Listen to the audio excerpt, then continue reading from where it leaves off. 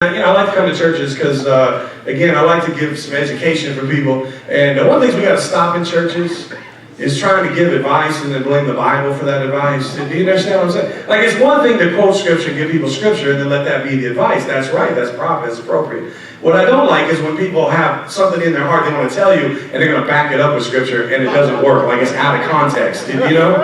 Like, I had somebody come up to me once. They said, "I know what your problem is."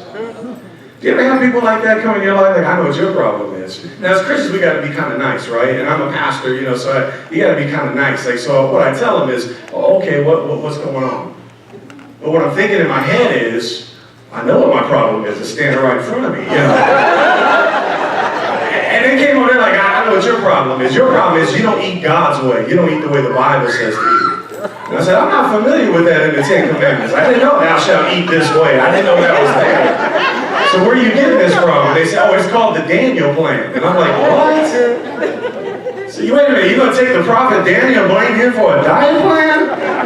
Yeah, what you're supposed to do is be a vegetarian. Like, you're not supposed to eat any meat. That's your problem. You eat too much meat.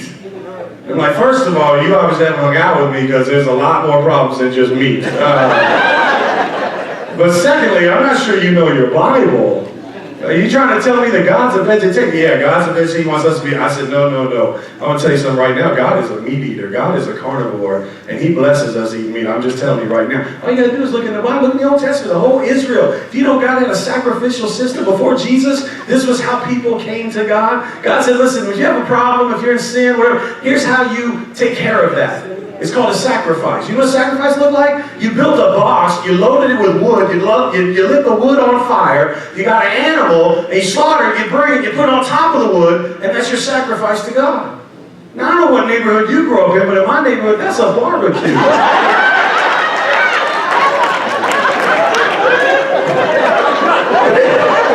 is what God said. This guy's like, hey, this is how you approach me. This is, right? The Bible talks about a fragrant aroma to God. That's barbecue. That's what he's talking about. I know some people are like, well, he said you couldn't eat any pork, but that's because it's so delicious, God wanted to keep it to himself for a while. And they even had a contest one time because there were these guys worshiping false gods, and God sent his prophets and said, all right, we're going to do a little barbecue contest, like a pitmaster royale, right? We're going to build 2 of these altars, and then we're going to put some meat on both of them, and each side could call in their god, and whichever god shows up and eats the meat, that's the real god. So the false prophets did all their thing, and nobody showed up because there's no false god, right? There's only one true God. So they did their thing. They were done. So then the prophet of God calls on God, right? By the way, this took place on a mountain called Carmel. How awesome is that, right? And so the prophet calls on God, comes, he doesn't just eat his meat, he eats the other altar's meat as well. So God doesn't just like meat, he likes buffets. That's why Paul said, I buffet my body. That's why he said that.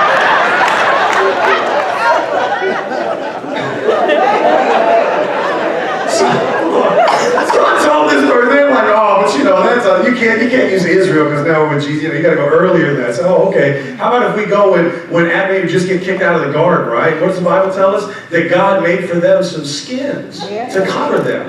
Well, those weren't potato skins, people.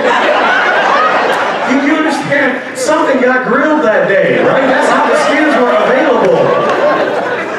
And this is why we know this, because their sons, Cain and Abel, one day had to bring an offering before God. And what does the Bible tell us? The Bible tells us that when Cain brought his offering, because he was from the field, he brought what amounted to a salad bar. He brought some fruits and some vegetables and all of that, right? And what does God tell him? No. He's like, that's not good.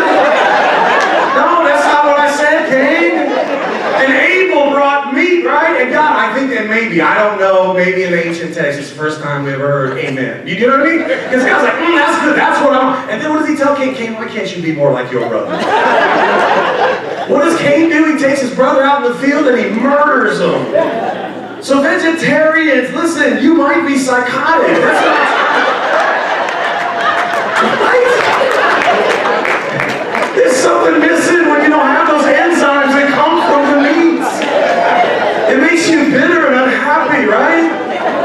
Are there any vegetarians in the house tonight?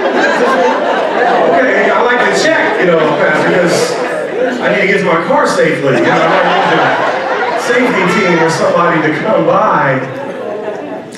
So this person said, well, no, okay, you have to look at when it was perfect, when everything was perfect. I said, oh, you mean the Garden of Eden? Okay. Well, first of all, the reason they got kicked out of the Garden of Eden was because Eve, and really by extension Adam, was hanging around by what kind of a tree? A fruit tree.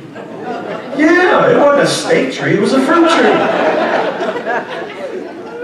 And that means she was talking to Satan. So really, vegetarian's not just psychotic, satanic. That's what I'm trying to say. Really prone. You gotta say, get behind me, Satan. That's what you gotta do. These vegetarians. And then the other big thing, if you really want to know, absolutely, when God created everything, when he was saying it's good, and then at the end he said very good, right? One of those days he had created Adam. And when he created Adam, what did he create Adam out of? He created Adam out of the dust, right? I used to ask, and just kind of wait for an answer, but I was doing a show at a singles event. These are older singles who had been married a couple times, and there was one who was there who had just got divorced, their husband just left them. It was just sad. It wasn't good. But I said, hey, what did God make men out of? She's like, dirt! They're all made out of dirt! She's just all upset. They're just dirty! So I don't do that anymore. No more punchline potlucks. That's what I'm trying to tell you. But listen, when he made Eve, what did he make Eve out of? Ribs. That's right. Made her out of ribs. Yes. So you don't need to. Listen, guys. First of all, that explains why men are so into our wives and right? Because they're made out of ribs. That's why.